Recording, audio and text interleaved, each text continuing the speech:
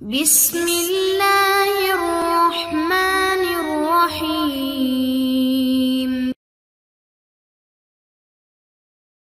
معزز سامعین السلام علیکم۔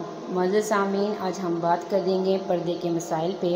کیا پردے کے لیے ضروری ہے کہ ہم نظریں نیچے رکھیں، یا اس کے لیے یہ بھی ضروری ہے کہ چہرہ ڈھانپیں، یا چہرہ کھلا رکھنا بھی اس کے لیے ضروری ہے؟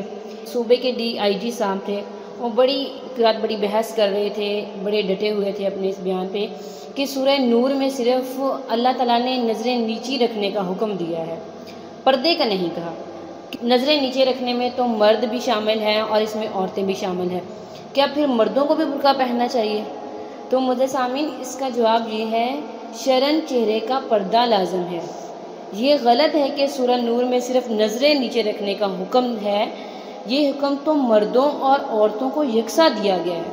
عورتوں کو ایک مزید حکم یہ بھی دیا گیا ہے کہ سوائے ان حصوں کے جن کا اظہار ناگزیر ہے، اپنی زینت کا اظہار نہ کریں۔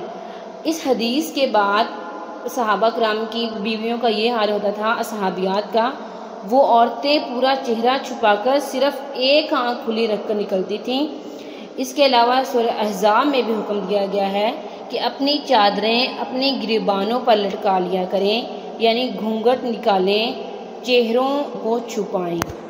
جی تو معزز سامعین، جیسے ہمارے قریبی رشتہ دار ہیں جن میں سے بہنوئی ہے، یہ ہیں تو سارے نامحرم ہمارے، کہ ان سے کس طرح سے پردہ کیا جائے؟ کیا صرف نظریں نیچی رکھی جائیں، چہرہ کھلا رکھ لیں، یا گھونگھٹ میں ان سے بات کر لیں؟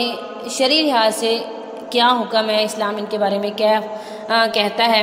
معزز سامعین، شرعی لحاظ سے یہ حکم ہے کہ قریبی نامحرموں سے گھونگھٹ کیا جائے اور بہنوئی سے بے تکلفی سے بات نہ کی جائے۔ جی تو معزز سامعین، کیا خالہ زاد بھائی، چچا زاد بھائی جیسے یہ رشتے ہیں، تو ان میں کس قسم کا تعلق جائز ہے؟ فرض کریں کہ دو کزن ہیں، آپس میں خالہ زاد ہیں اور آپس میں بالکل بہن بھائیوں کی طرح رہتے ہیں، یہ دونوں بالکل سگے بہن بھائی کی طرح مل سکتے ہیں، کیا ایک دوسرے کے گھر آ جا سکتے ہیں؟ جیسے کزن اپنے کزن کے گھر چلی جائے اور وہ اسے مصافحہ بھی کر لے اور اس کے سینے پہ سر رکھ کے اسے خوش آمدید، کیا اس طرح کر سکتی ہے؟ کیا اسلام میں اس طرح سے جائز ہے اور شرعی لحاظ سے اس کا کیا حکم ہے؟ جی تو معزز سامعین، یہ دونوں کزن آپس میں نامحرم ہیں، اسلام میں اس طرح سے ملنا، مصافحہ کرنا بالکل غلط ہے۔